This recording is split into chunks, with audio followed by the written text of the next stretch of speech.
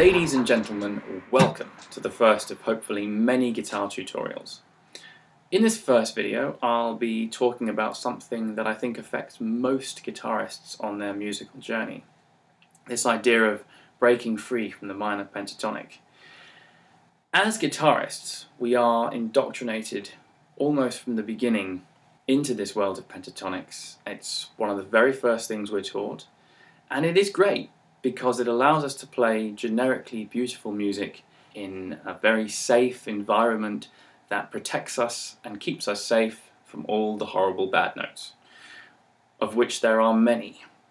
So we start to play, we start to get good, we start to develop particular licks and tricks and patterns that sound really good, and then as the months turn into years and potentially into decades, we get really bored.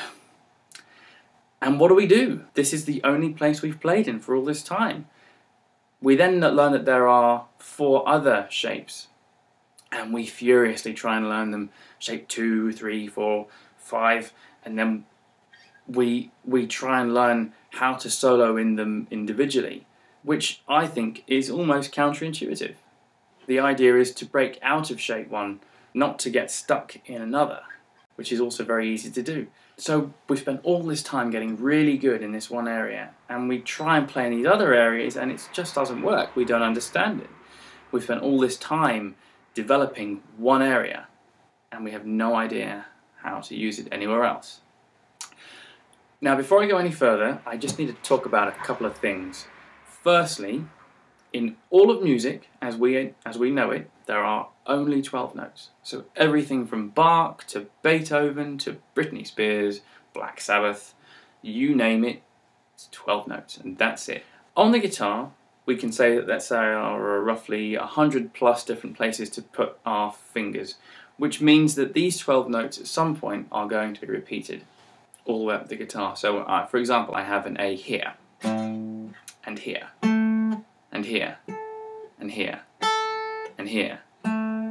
These are all A's. I know also that I have a G here, a G here, a G here, a G here, and so on and so forth. I also know that everywhere I have an A, there will be a G exactly one whole tone behind that. And this is everywhere. Everywhere there's an A, there will always be a G, one whole tone or 2 semitones, in the case of the guitar, 2 frets behind the A. They all work together. Now, once we understand that, the whole fretboard doesn't become quite so mysterious as I think people think it is to begin with. It's very simple, it's laid out in a very nice, logical way.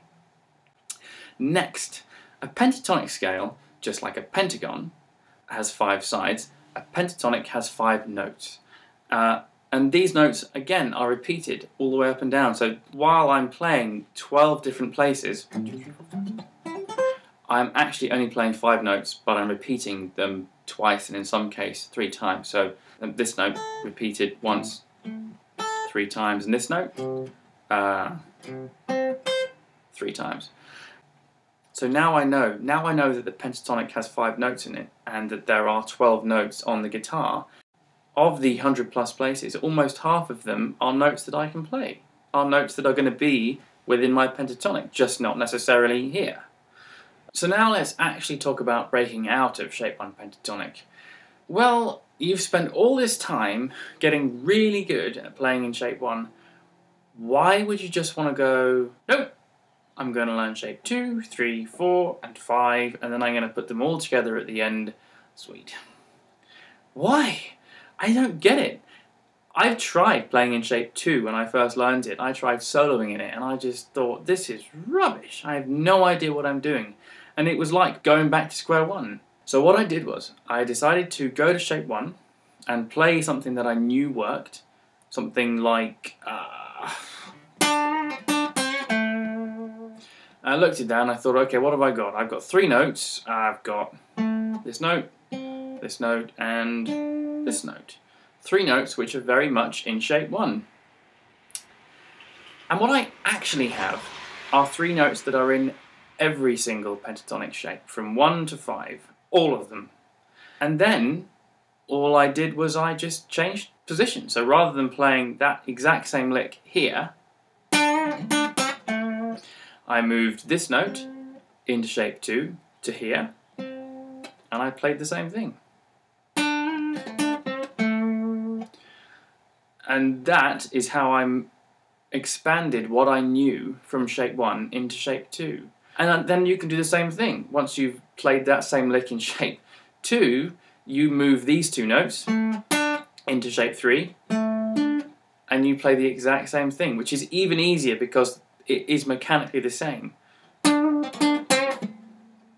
So there you go, and you've moved it into shape 3. I wouldn't advise doing that all the way through the shapes to begin with.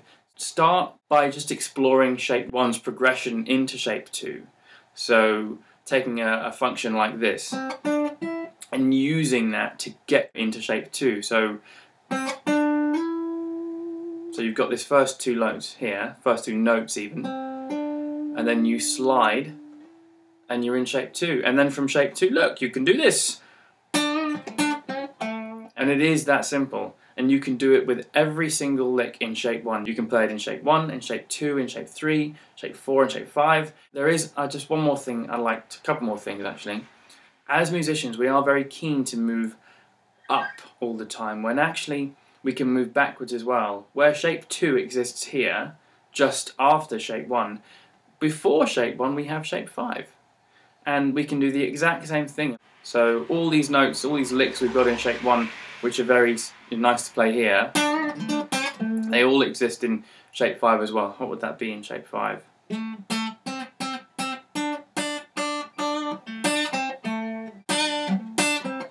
Okay, just another thing as well. This is going to sound slightly odd. As humans, we're really good at seeing with our eyes. But music is not something that you can see. It's not something that you can feel, and you can't smell it and taste it. You hear it. So I would urge you to try and see with your ears. You've got to look at this shape and you've got to see what the notes are going to sound like. You've got to train your ears to see things, train your ears to feel things. I'm not really sure how applicable taste and smell will be to your ears, but yeah, if you can dig it, please write a comment below. Well, that about covers it really. If there's anything else you'd like to add, if you've got things you want to ask, I'm more than happy to take any questions you've got.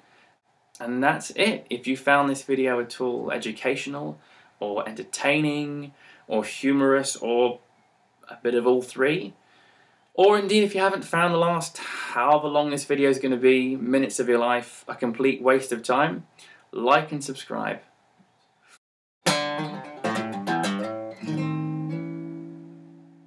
Bye.